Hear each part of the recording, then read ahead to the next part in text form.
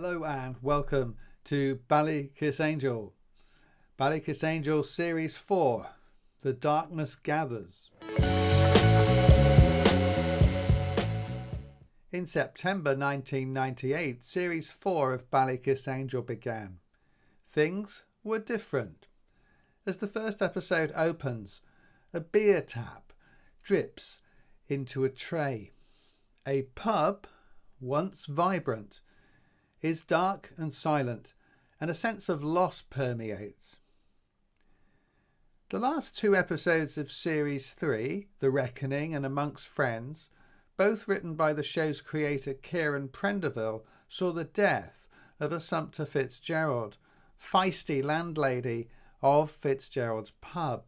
These two climactic episodes were a ratings winner during the Easter weekend of 1998, and with a cover story of the BBC's Radio Times magazine, a great honour back in the day. While The Reckoning was a great title and an episode of rising tension and foreboding, Amongst Friends was perhaps a little twee and sentimental, but it did the job of closing the story ring begun in Series 1, as a bereft Peter Clifford leaves Ballykissangel. Ballykissangel had stormed the ratings over the previous 2 years since its launch in the spring of 1996. These three series had mainly centred around the burgeoning forbidden love affair between Catholic priest Father Peter Clifford and the agnostic and cynical landlady Assumpta Fitzgerald. If ever there was a seemingly doomed love affair, this was it. From Peter's side, getting married was the obvious sin, and from Assumpta's side, marrying a religious man when you didn't share his faith was going to be a recipe for disaster. But it was more than that. We had been introduced to Ballykissangel via the eyes of Peter. He was our conduit into this cosy Irish village, the outsider from Manchester, and a crucial, non-negotiable part of Prendeville's storytelling. But as the dripping beer tap indicated, we now had lost these two beloved characters. Their love affair was over. But would the viewing public continue to love Ballykissangel? With Assumpta dead and Peter gone, how could the show continue and develop? Actress Dervla Kirwan, who played Assumpta, had said that Series 3 would be her last, and she didn't want to be tempted back to the show. Doubtless Stephen Tompkinson, Peter Clifford, felt he had done his bit too, and it would be rather pointless him carrying on without Assumpta. As a result, clever things had been done in Series 3. We saw the growth of several characters from the cast and a deepening of their backstories, such as the appearance of Padraig O'Kelly's wife, Fionnuala, and the development of their son Kevin's place in their broken marriage. In some episodes of Series 3, Peter and Assumpta are entirely absent on various pretexts, such as Peter's mother dying. The scene was being set for Ballykissangel to become an ensemble piece, rather than just centred around the controversial and gossipy love affair of two people who lived in the village. However, as children must grow up from their parents, Ballykissangel Series 4 was going to have to go it alone. After closing Series 3, creator Kieran Prendeville decided not to be involved in any further series. Ballykissangel had come of age, and now it had to grow up. Could it? Not at stake as Series 4 began. With any TV series, each season can have its own identity, Producers change hands, actors leave or join, and directors want to leave their mark as well. So why is this piece entitled The Darkness Gathers? Well, it's a comment on the content of Series 4 and the circumstances of its filming. Ballykissangel had consistently come out in the spring of each year, 96, 97, 98. This meant that the year beforehand was the filming year, and this is confirmed in Jeff Tibble's book, Ballykissangel Behind the Scenes, which came out in late 1997, presumably to cash in on a hit TV show in time for Christmas. In this book is a full discussion of the filming of Series 3, but no spoilers, with several giveaways about the time of year filming occurred. This confirms the filming time frame of about 9 to 12 months before screening, meaning each series was likely filmed in the spring and summer of the previous year. But to maintain the show's momentum at this crucial time of change, World Productions had to create Series 4 much faster. Why? To ensure that viewers stayed loyal to the show. After all, with Assumpta dead at Easter, only the most die-hard BallyK fan would wait another year to see what happens next.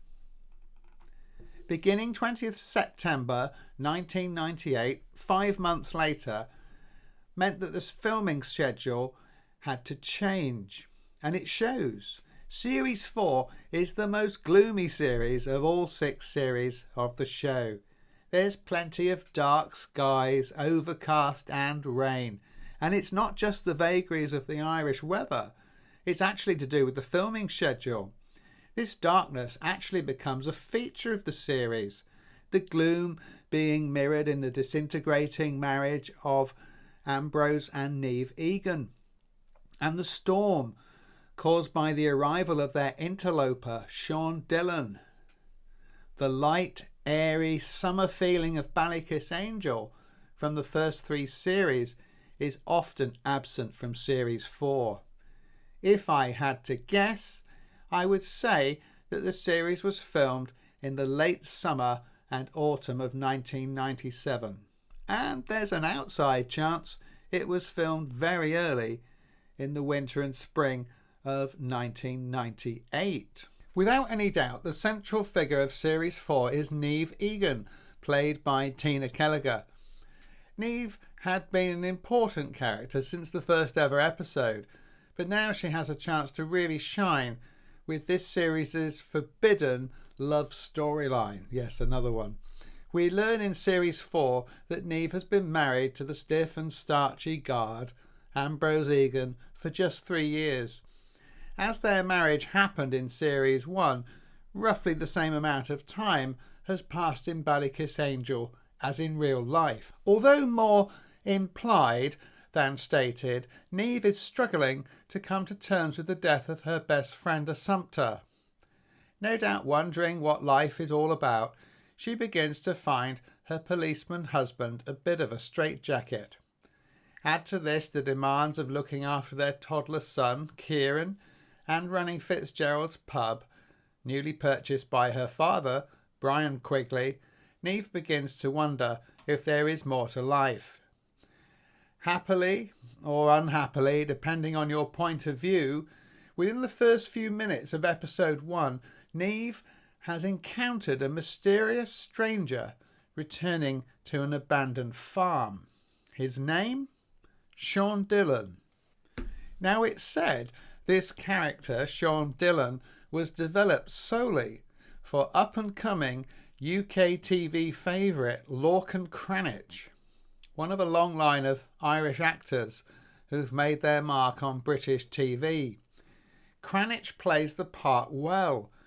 Sean is cocksure, a little arrogant and ambitious, but with a thoughtful and caring side. We also learn that he is notorious in Ballykissangel due to the swindling deeds of his father. Sean's arrival is not happy news for a community with a long memory. He has returned from London following the death of his wife Helen. It is clear from the first time that they ever set eyes on one another that Niamh is fascinated by Sean. His rejection by the community only serves to harden her desire to defend him. Through a series of chance meetings, Sean and Niamh develop a friendship and a bond that has the potential to destroy Niamh's marriage. As the series comes to a close, the chance encounters become planned encounters. Although infidelity, in the legal sense, never takes place, the writing is on the wall for Niamh and Ambrose.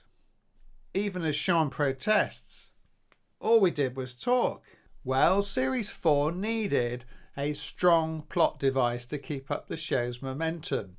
It wouldn't do to rely on the usual BallyK mild peril events, such as a missing goat for the village fair, or giant tipper trucks hulking their way up the main street.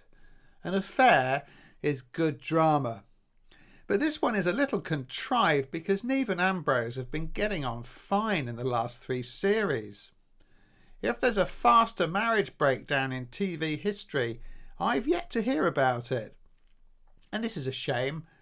It feels forced, unrealistic, and even unlikely. How does the village peeler not hear about the burgeoning relationship until it is much too late? Ambrose is a brave man, and in this series we see him punch Unconscious, a drug dealer who is out for revenge. Could Ambrose not have put on a lot more physical and mental pressure on Sean Dillon to stop the affair? Instead, he seems to turn aside and accept he's lost his wife's affection, without so much as even a punch being thrown. There may be clues in real life as to the contrived nature of this plot line. Actor Peter Hanley, who played Ambrose, following in the footsteps of Dervla Kirwan and Stephen Tompkinson, was either bored or afraid of being typecast and was talking about leaving the show. The somewhat rushed and ambiguous end to Series 4 leaves the door open to his return or his exit. So it seems that time was of the essence to get this love affair up and running while they still had all the characters. And yes, I do accept that drama timelines are regularly sped up for a wide variety of reasons, not least of which is the audience getting bored. But going from flirty fascination to full-blown marriage disintegration across episodes 7 through to 12 is still ridiculous in my book. So, with this high drama well underway, what were the changes and character developments for the Ballykissangel regulars? Padraig O'Kelly was always a memorable Ballykissangel character, with puppy dog, misty Irish eyes, and a great patter and one-liners. Padraig, along with Brendan Kearney and Siobhan Meeghan, were the main Fitzgerald regulars. In Series 3, we see the return of Padraig's wife, and we learn of their controversial divorce. Shocking to devout Catholics such as Kathleen Hendley. In that episode, his son Kevin is tempted to leave BallyK for a more glamorous life in England with his mum, although he eventually decides to stay. The fallout of Fionnuala's visit carries through into Series 4. Padraig is lonely and Kevin is feeling bored with his dad. Padraig doesn't particularly do a lot until episode 6, Turf, where we see a middle-aged man falling for 20-something newcomer Orla O'Connell, the priest's new sister, much to the embarrassment of Kevin. Sadly, Padraig has misread the signals from the permanently flirty and flighty Orla, leading to a feeling of rejection. Upon returning home, he finds Kevin has had enough of his dad too, and has finally left for London. Again, you could argue, like Niamh and Ambrose, this is all happening rather quickly, and by episode 8, Rock Bottom, we see the depths of Padraig's despair and his descent into alcoholism.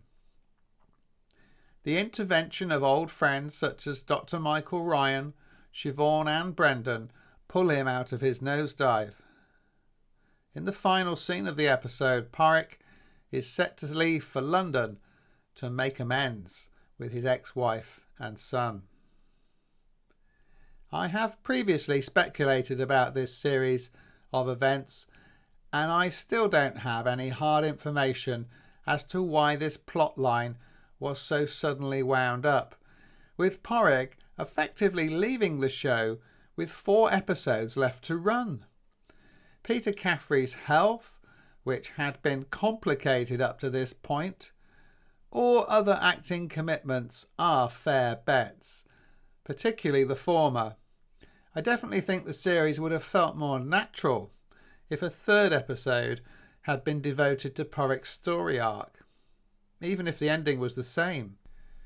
Regulars since the very first episode of the show, local school teacher Brendan Kearney and vet Siobhan Meeghan have their friendship put to the test after a one-night stand in Series 3. The resulting child, Aisling, is born here in Series 4 in Brian Quigley's hot tub.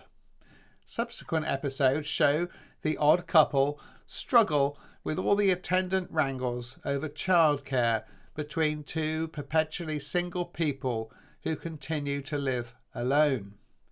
Is marriage the answer?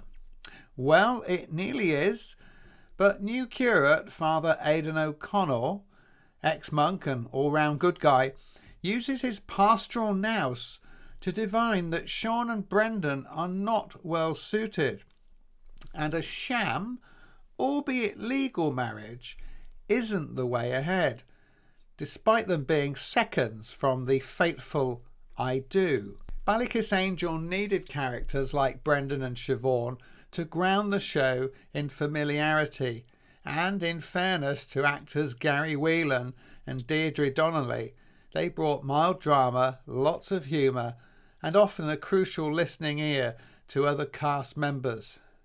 And they stuck it out for all 6 series. Well, thank goodness they didn't leave.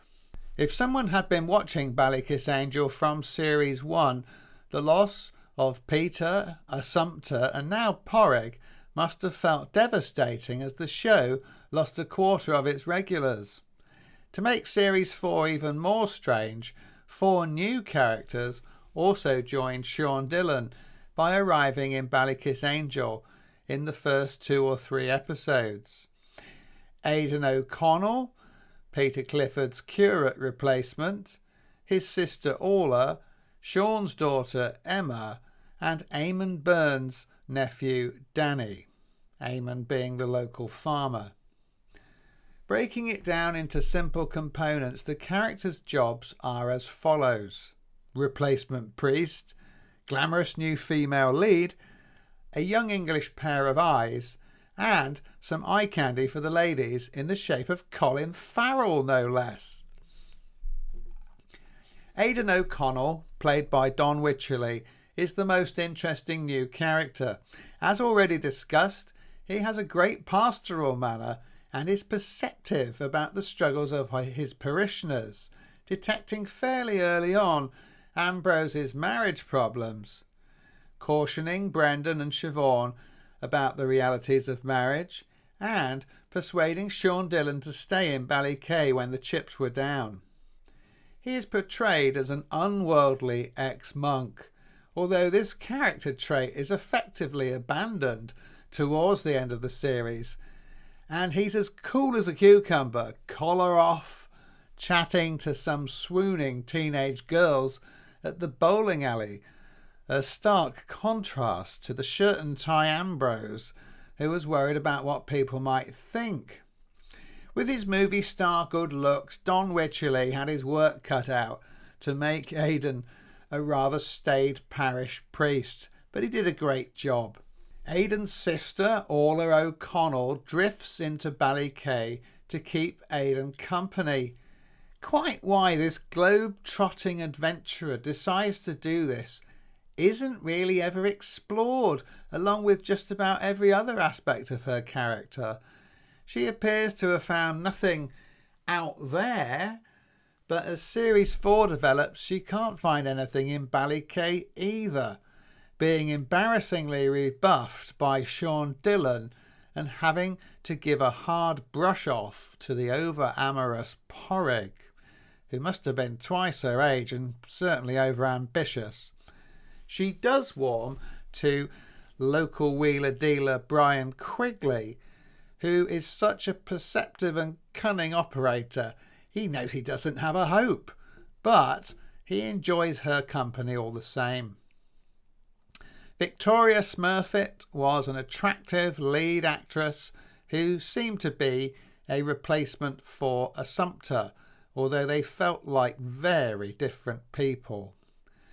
Sadly, a doomed romance in Series 5 is just about the only thing of interest that happens to Orla, an underdeveloped character if ever there was one.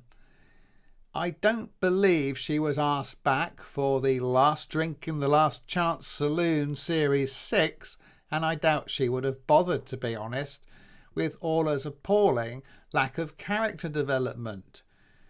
She disappears, metaphorically, into the mist with Aidan off-screen between Series 5 and 6. There isn't much to say about Emma, played by Kate McEnery, Sean Dillon's daughter either, but she seems to have been written as the fish out of water token English person in the show, partly as a sop to the massive English audience and partly to replace Peter Clifford as the true stranger, experiencing the quirks of Ireland for the first time. Again, this aspect and most other aspects are not really developed, although she does fall in love with Danny Byrne, Colin Farrell. Kate McEnery was an appealing actress and really should have done better than a few episodes of Hollyoaks and Doctors on British TV. Final newcomer Danny Byrne is the Dublin-born nephew of local farmer Eamon Byrne, and it's worth noting at this point that show original Eamon Byrne, played by the splendidly monikered Birdie Sweeney, gets some good storylines in this series. Another part of the ploy to make the show an ensemble piece. Unknown superstar in waiting Colin Farrell has to take Danny Byrne from grouchy and taciturn horseman, suspicious of everyone and everything, to a budding farmer and boyfriend to Emma. The early scenes of moody Danny and his precious horse Razor are unconvincing, with the horse threatening to act Farrell off the screen.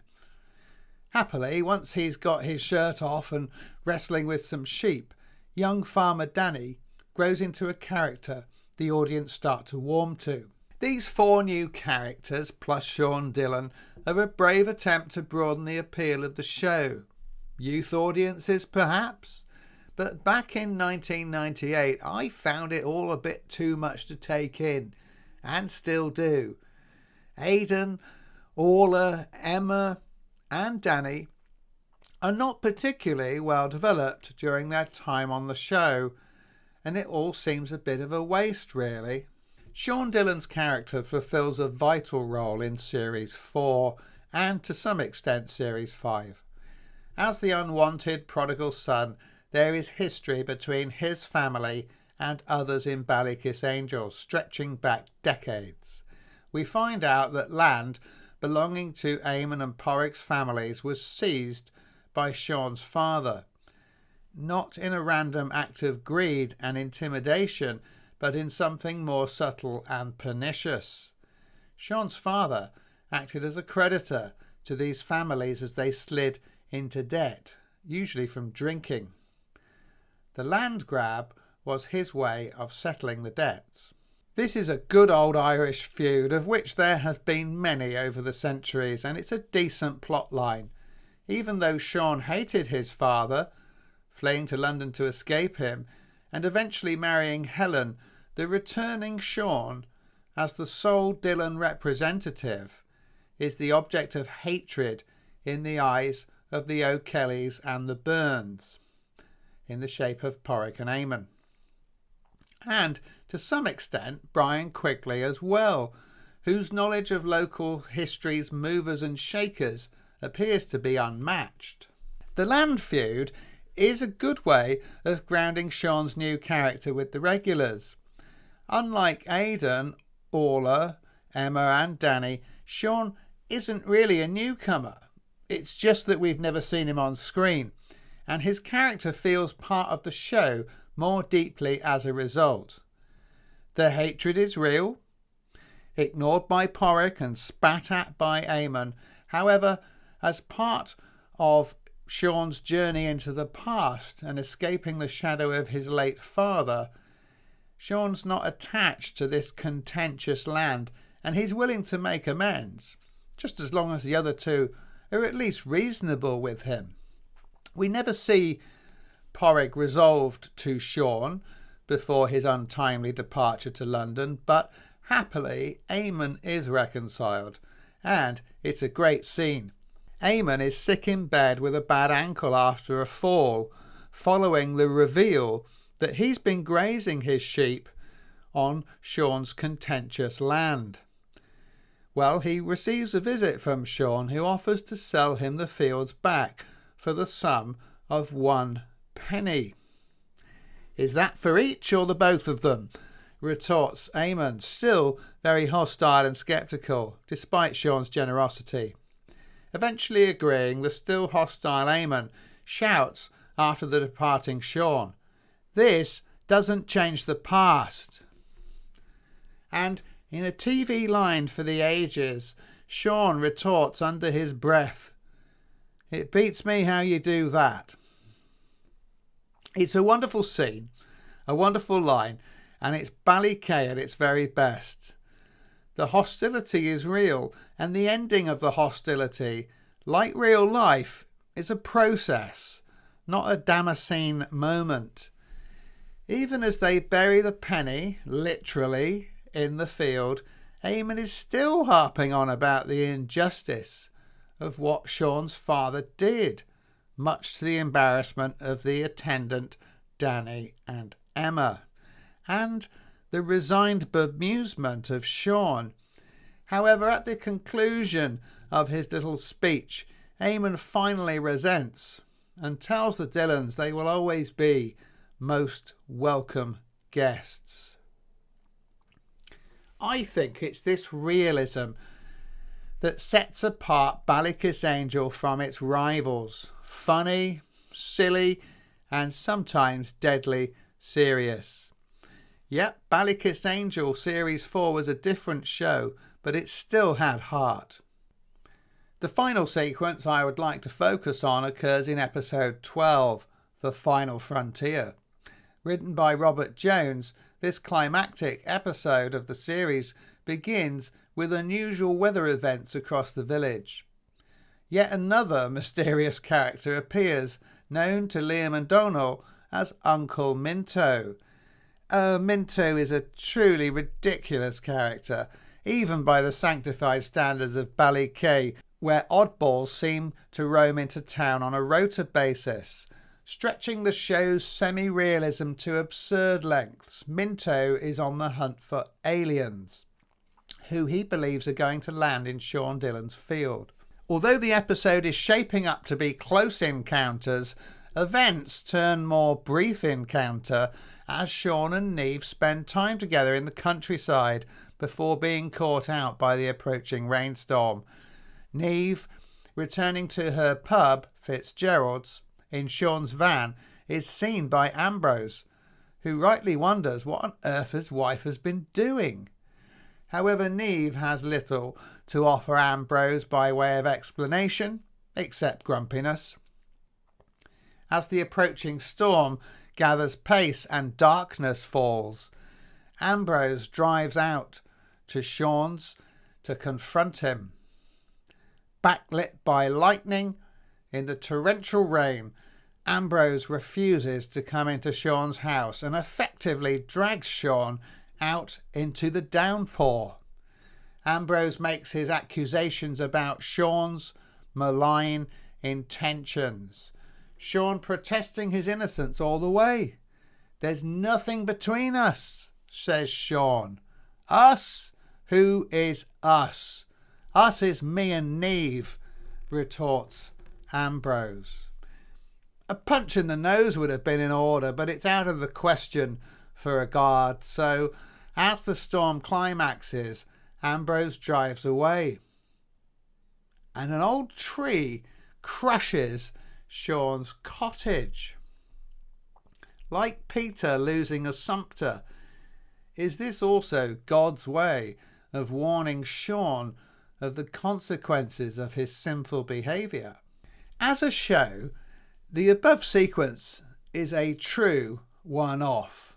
The darkness gathers indeed.